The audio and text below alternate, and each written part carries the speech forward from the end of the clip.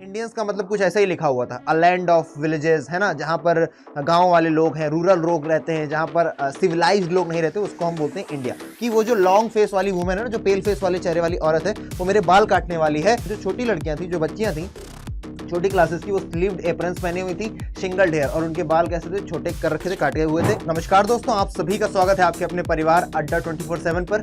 फिलहाल आप जिसका चेहरा देख रहे हैं, जिससे रूबरू हो रहे हैं, वो है आदित्य तिवारी, जिससे आप पढ़ने वाले हैं इस शानदार से चैप्टर का वन शॉट, जिसका नाम है memories of childhood, written by Zitkala Sa and बामा। यहाँ पर दो स्टोरीज आपको देखने को मिलेंगी, और शुरुआत में ही मैं बता देता हूँ, ये एक वन शॉट होने वाला है, यानी कि पूरे के पूरे आपको दोनों पार्ट्स का इसका एक्सप्लेनेशन देखने को मिलेगा, साथ ही साथ क्वेश्चन एमसीक्यूज यानी कि एक्सट्रैक्ट बेस्ड क्वेश्चंस भी देखने को मिलेंगे। फिलहाल शुरुआत करते हैं सेशन को, लेकिन उससे पहले मैं बता देता हूं, यहाँ पर दो जो आपको फोटोज दिख रही हैं, इन दोनों के बीच में एक दरार है, ठीक है ना। दरार यानी कि ये पहला पार्ट है स्टोरी का, और ये है दूसरा पार्ट स्टोरी का। पहले पार्ट की जो ऑथर है उनका नाम है जिटकाला सा, पहले पार्ट का जो लिखा है जिन्होंने, उनका नाम है जिटकाला सा, और ये यही है जो आपको फोटो में दिखाई दे रही है, यानी कि रिप्रेजेंटेटिव रूप में, और दूसरी है बामा, ठीक है, जो ये वाली है, ठीक है।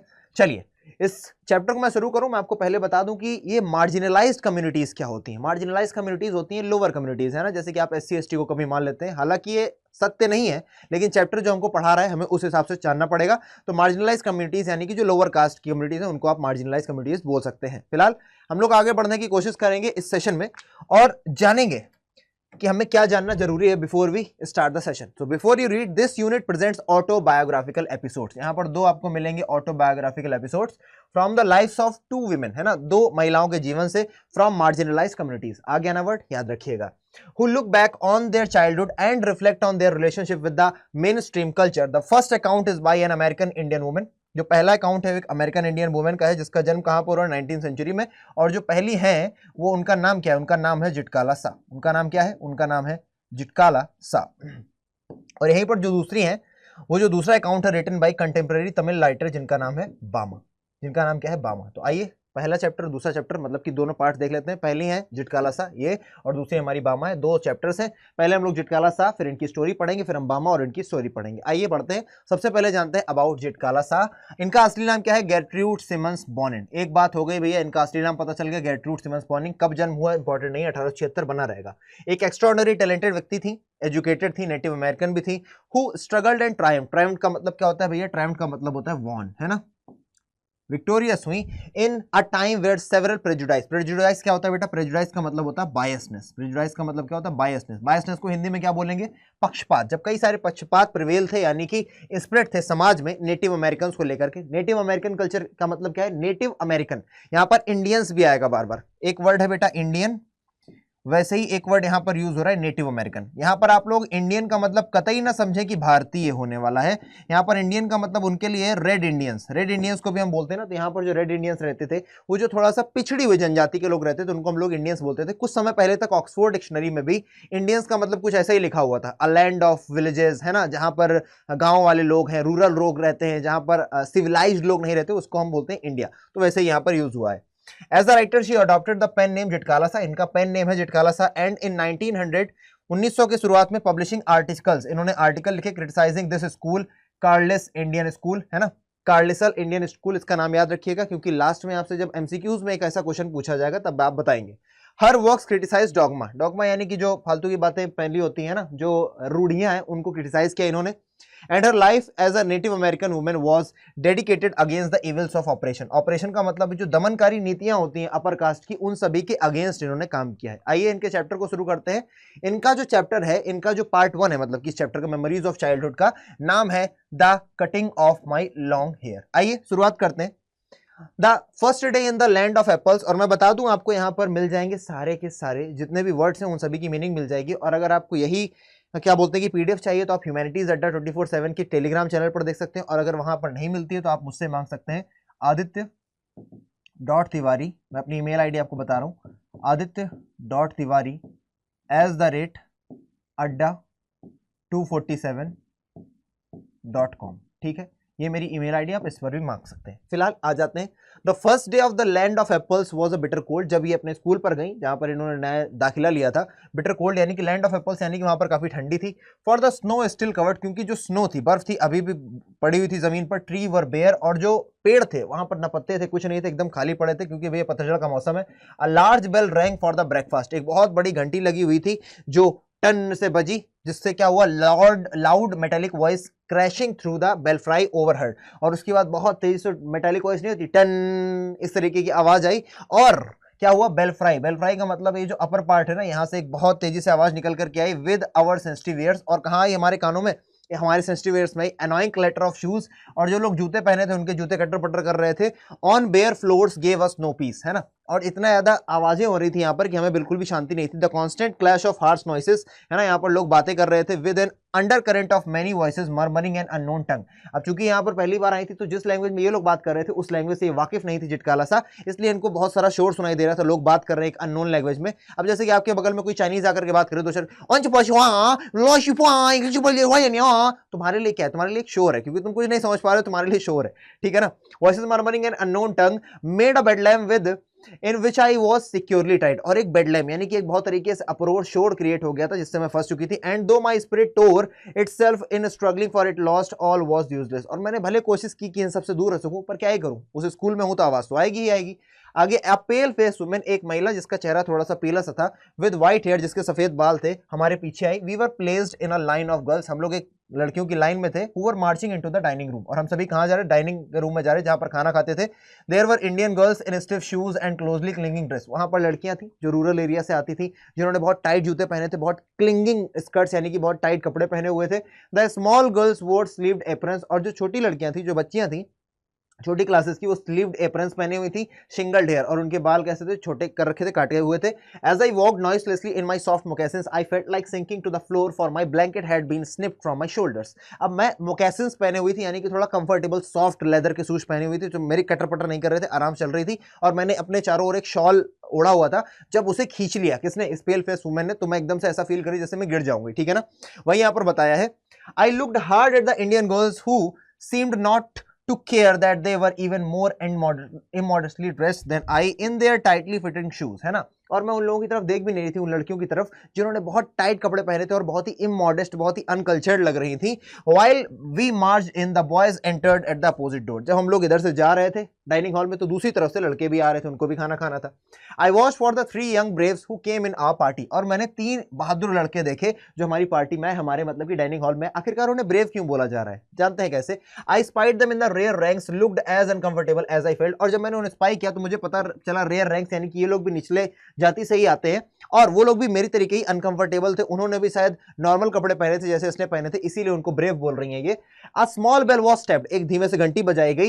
And each of people drew a chair from under the table, और हर एक ने क्या किया भैया, टेबल के नीचे से कुर्सी निकाल दी। Supposing this act mean they were to be seated, I pulled out mine and at once slipped into in front of one side. और मुझे लगा कि ये घंटी इसलिए बजी है कि भैया कुर्सी निकाली जाए और बैठ जाया जाए, लेकिन but when I turn my head, लेकिन जब मैंने अपने मुंडी घुमाई, I saw that I was the only one seated, मुझे पता चला कि सिर्फ मैं ही हूं जो बैठी हुई हूं। And all the rest at all tables remained standing, और बाकी के सभी लोग क्या हैं, खड़े हुए हैं। अच्छा जी, फिर क्या हुआ, just as I began to rest, जैसे ही मैं खड़ी होने वाली थी, लुकिंग शाइली, बहुत शर्माते हुए, तभी दूसरी घंटी भी बजी और सभी के सभी बैठ गए। फिर मैं भी क्या हुई भैया, क्रॉल होकर के धीमे से बैठ गई, उठने ही वाली थी, फिर दूसरी घंटी बज गई तो सब बैठ गए, तो मैं भी बैठ गई। All were seated at last and I had to crawl back into my chair again. I heard a man's voice, मैंने एक आदमी की आवाज सुनी, तो मैंने देखना चाहा, मैंने लुक अराउंड किया, दूर देखा, तो मैंने देखा बाकी सब लोगों की जो गर्दनें थी वो अपनी क्या थी, अपने टेबल पर लगी हुई थी, मतलब अपनी जो उनकी प्लेटें उनके ऊपर टंगी हुई हैं। As I glanced at long chain of tables I caught eyes of the pale face woman upon me, और तभी मैंने देखा कि वो जो पीले चेहरे वाली औरत है वो मेरी तरफ अभी भी देख रही थी। Immediately I dropped my eyes, और मैंने अपनी आंखों को नीचे झुका लिया।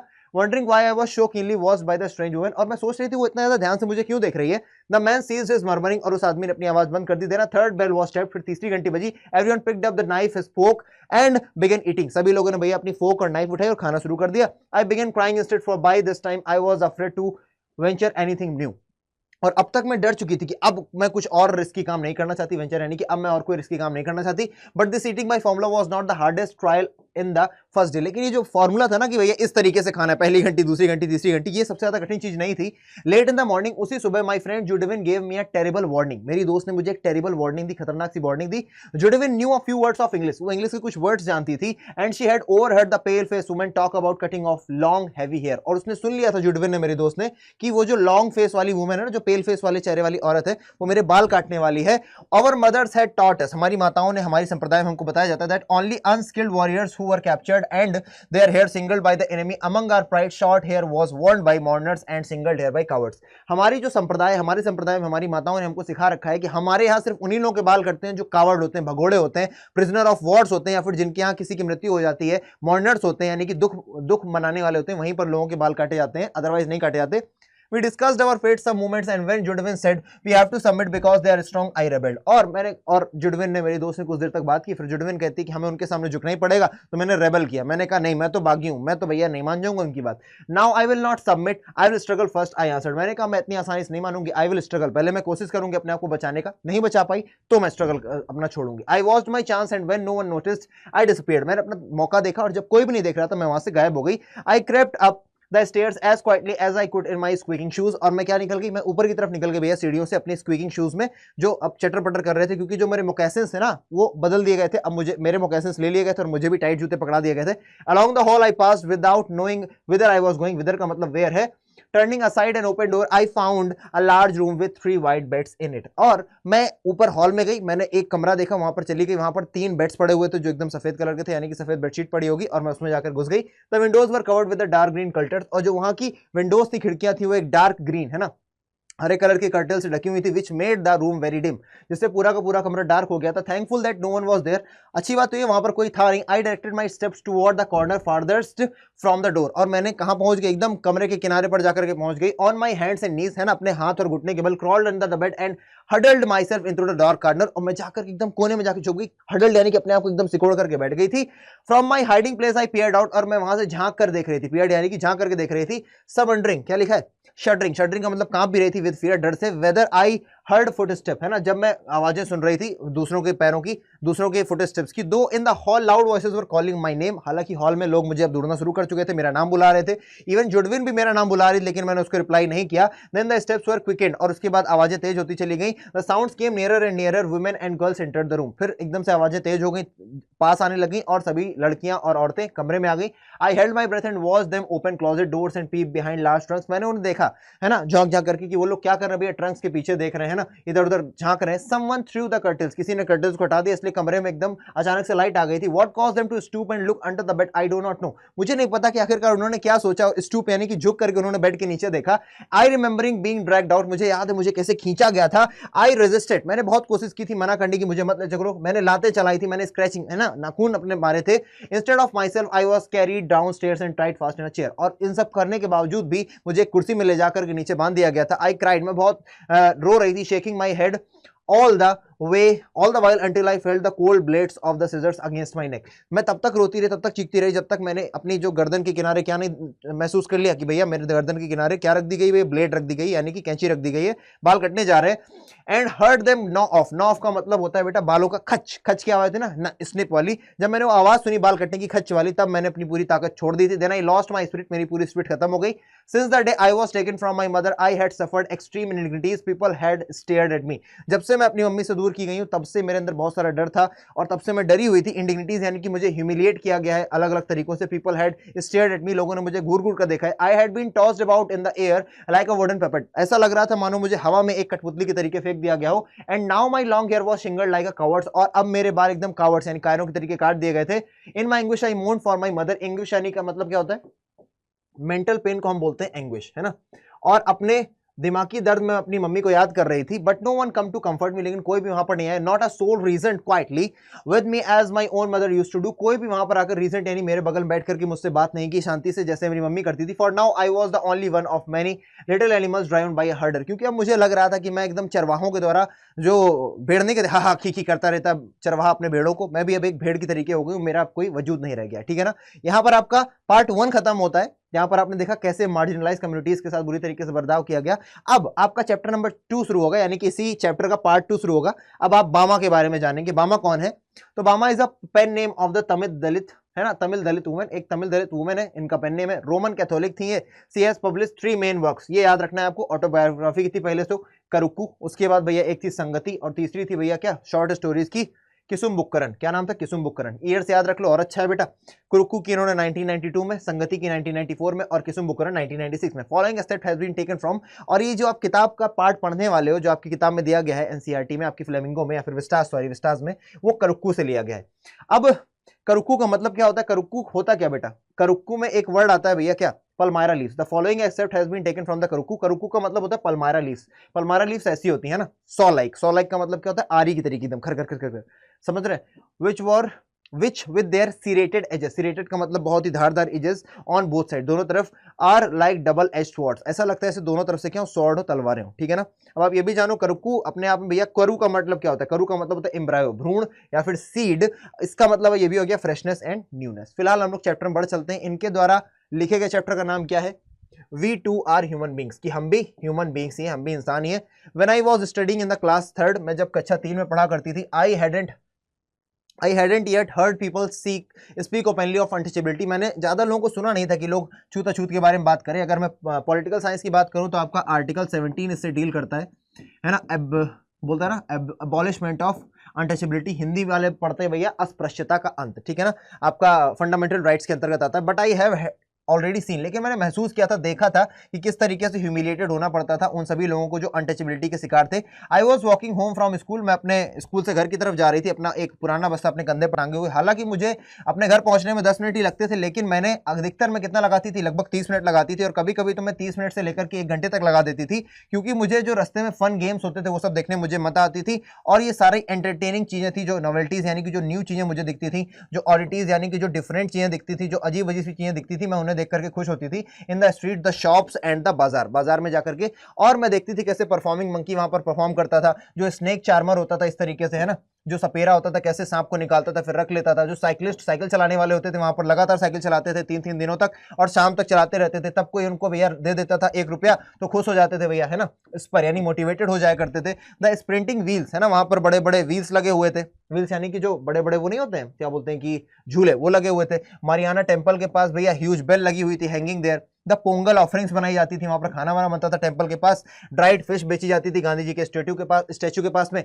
स्वीट स्टॉल लगे होते थे, कई सारे स्टॉल लगे होते जो फ्राइड स्नैक्स बेचते थे, है ना, कई सारे अदर स्टॉप्स भी हुआ करते थे एक दूसरे के अगल बगल में। जो लाइट्स थी वहां पर डेमोन्स्ट्रेट किया करती थी कैसे वो कलर चेंज कर सकती है ना, ब्लू से वॉयलेट हो सकती है ना, नरिक। और ये देखो एक और ट्राइब है नारिक कुरावन, है ना, Narik Kuravan hunter gypsy with his old wild lemur. और ये जो नारिक कुरावन हंटर होते थे, मतलब कि ये जो क्या बोलते हैं कि इधर उधर घूम करके अपना घर बनाते हैं ना, ये जिप्सी का मतलब क्या है, जिप्सी का मतलब वो लोग जो इधर उधर घूम करके अपना घर बनाते हैं, नोमैड टाइप के लोग जो खानाबदोश होते हैं, ये लोग अपने इस जानवर के साथ, लेम्यूर के साथ रहते थे। और भैया क्या बेचते थे, सुइयां बेचा करते थे, क्ले बीड्स इस तरीके की बेचा करते थे, एंड इंस्ट्रूमेंट बेचते थे जिससे आप कान साफ कर सको। अरे यार मैं तो आगे के आगे चलती ही रहती थी, ईच टाइम, हर टाइम मुझे ऐसा लगता था मेरे पैर वहां पर रुक गए और मैं आगे नहीं जा पाती थी, है ना, वहीं पर रुक के रह जाती थी। कई बार ऐसा होता था, पीपल अलग अलग पॉलिटिकल पार्टी के लोग आते थे, अपना तंबू लगाते थे, हैरांग बड़े बड़े हम लोग को स्पीचेस दिया करते थे, हैरांग यानी कि स्पीच, अपने माइक लगा के। फिर उसके बाद क्या होता था, वहां पर स्ट्रीट में कई सारे प्ले होते थे, पपेट शो होता था, अगर कभी मैजिक या मिरेकल नहीं होता तो स्टंट परफॉर्मेंस होती थी। ये सभी की सभी चीजें वहां पर होती रहती थी, लेकिन अधिकतर क्या होता था भैया, वहां कुछ ना कुछ एंटरटेनिंग चीजें होती रहती थी। और अगर ये नहीं भी होता तो वहां पर कॉफी क्लब्स थे, जहां पर जो वेटर होता था वो एक टम्बलर को, लोटे को भैया ऊपर से ऐसे डालता था चाय, फिर ऐसे डालता था कॉफी को ठंडा करता था। ये देख करके मुझे बहुत मजा आती थी, है ना। लोग वहां पर ऑनियंस को चॉप करते थे अपनी दुकान के बाहर बैठ करके, और अपने चेहरे को दूसरी तरफ रख लेते थे ताकि उनकी आंखें क्या होना जाए भैया, पेन ना फील करें। यहाँ पर एक वर्ड है बेटा स्मार्ट, स्मार्ट एडजेक्टिव है, सब जानते हैं कि स्मार्ट का मतलब होता है बहुत तेज, बहुत, है ना, बहुत स्मार्ट टाइप का। लेकिन स्मार्ट एक वर्ब है, इसका मतलब होता है to hurt with a sharp pain, जब आप बहुत ज्यादा दर्द से फील करते हो उसको भी बोलते हैं smart. On the almond tree, और वहां पर जो भैया आलमंड ट्री लगा था यानी कि बादाम का पेड़ लगा था, कभी कभी गिरता था, मैं उठा लेती थी वहां से जाकर के। ऑल दीज साइट्स, ये सारी की सारी चीजें मुझे बहुत अच्छी लगती थी। और वो टीथर माई लेग्स, टीथर का मतलब क्या होता है, मेरे पैर एकदम वहीं पर जम जाते थे, एंड स्टॉम्प, और उसके बाद मैं घर नहीं जा पाती थी। और उसके बाद अकॉर्डिंग टू द सीजन, वहां पर भैया सीजन के हिसाब से मैंगो, है ना, आम, कुकुम्बर, शुगर केन यानी गन्ना, शकरकंद, है ना, ग्राम यानी कि चना, palm shoots, palm syrup, palm fruit, guava, jackfruit यानी कि क्या हो गया भैया, कटहल, ये सारी चीजें बिका करती थी। और लोग वहां पर स्वीट्स भी बेचा करते थे, सेवरी फ्राइड स्नैक्स यानी कि थोड़े से तीखे स्नैक्स भी बेचते थे, पायसम, हलवा, बॉइल्ड टर्मरिक सीड्स, है ना, और ये लॉलीज यानी कि वो जो नहीं हम लोग छोटे में खाते थे ऑरेंज वाली, ऐसे करके चूस चूस करके 5 रुपए की आती थी बर्फ।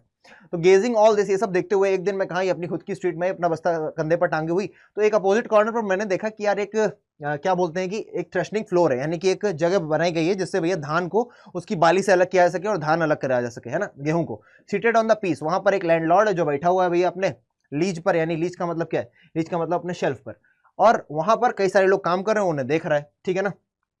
साथ ही साथ एनिमल्स और मजल्ड, और जितने भी एनिमल्स हैं उनका चेहरा बंद कर रखा गया ताकि वो लोग खाना ले।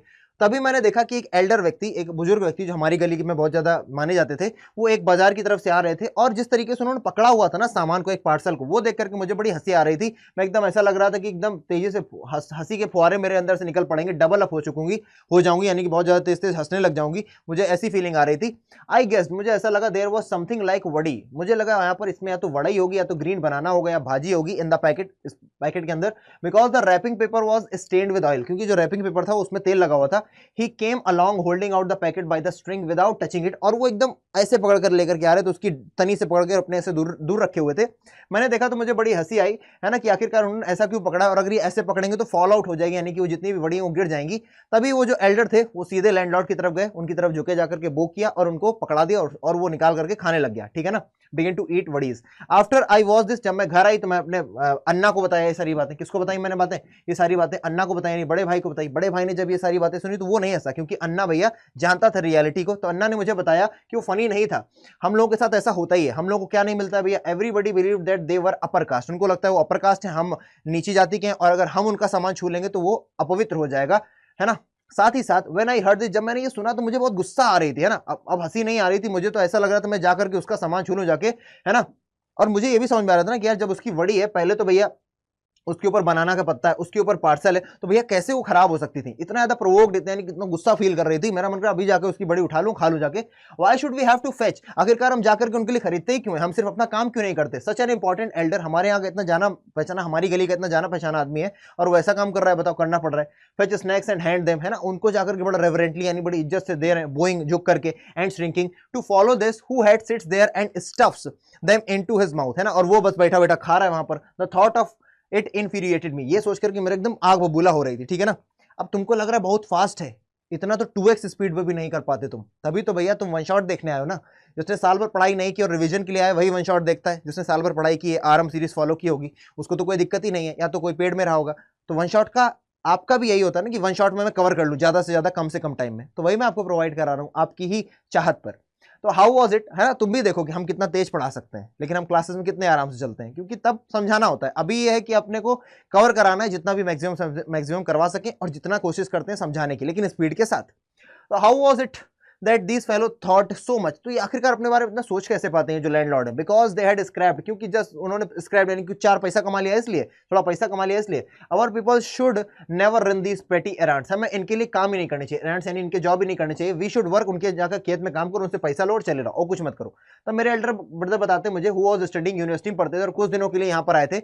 ही ऑफन गो टू लाइब्रेरी, वो लाइब्रेरी जाया करते थे अपने पास की गांव में। तो बताते ही वाज ऑन वे, और एक बार वो जब घर की तरफ वापस आ रहे थे भैया, इरिगेशन टैंक के बैंक से होते हुए, यानी कि इरिगेशन टैंक क्या होता है, जहां पर सिंचाई के लिए तालाब बनते हैं, उन तालाबों के तट से होते हुए आ रहे थे। किधर की ओर आ रहे थे भैया, बैंक समझ गए, घर की ओर आ रहे थे। ऑन द लैंडलॉर्ड, तभी एक लैंडलॉर्ड का किसी आदमी ने देखा, किसी जमींदार ने देखा, उसको ये अपरिचित लगे इनके बड़े भाई, तो उनके पीछे पीछे लग लिया, और फिर आगे आके पूछता है, भैया हु आर यू उप्पा, कि आप कौन हो, आपका नाम क्या है। तो मेरे अन्ना ने अपना नाम बताया। Immediately the other man asked, फिर उसने पूछा, थांबी, रुको, on which street do you live, आप रहते कहां हो। द पॉइंट ऑफ दिस, वो जानना क्या चाहता, वो जानना चाहता था कि भैया अगर हमें पता चल गया किस स्ट्रीट में रहता, तो हमें ये भी पता चल जाएगा कि ये किस कास्ट का है। साथ ही साथ Anna told me all this things, उन्होंने ये भी बताया और ये भी बोला कि बिकॉज, क्योंकि हम लोग इस जाति में पैदा हुए, कम्युनिटी में पैदा हुए, संप्रदाय में, निचले संप्रदाय में पैदा हुए, इसीलिए हमें ना तो इज्जत मिलेगी, ना डिग्निटी मिलेगी, और ना ही रिस्पेक्ट मिलेगी। We are stripped of, stripped of का मतलब क्या है, हमें इन सभी चीजों से वंचित रखा जाता है। But if we study hard, लेकिन अगर हम बहुत मेहनत से पढ़ाई करते हैं, we can throw away these indignities, तो हम इन सभी छोटी मोटी चीजों को दूर रख सकते हैं। So study with care, learn you can, और बहुत ध्यान से पढ़ो और जितना सीख सकती हो सीखो। साथ ही साथ if you are always ahead, अगर तुम हमेशा अपनी क्लास में आगे रहोगी, मेरे अन्ना ने मुझे बताया अगर तुम अपनी क्लास में आगे रहोगी तो लोग तुम्हारे पास खुद आएंगे, है ना। इसीलिए उन्होंने कहा वर्क हार्ड करो, मेहनत करो और पढ़ो चीजों को, अच्छी तरीके से पढ़ाई करो। वर्ड्स दैट अन्ना, और जो अन्ना ने मुझे बातें बोली थी वो मुझे डीप इम्प्रेशन अंदर तक छू गई थी और मैंने बहुत ताकत लगा के पढ़ाई की, एकदम फ्रेंजी में, एकदम पागल हो गई थी मैं पढ़ाई को लेकर के। और हुआ भी यही भैया कि मैं क्लास में first I and everybody became my friend, और हर कोई मेरा फ्रेंड बन गया था करके, ठीक है ना।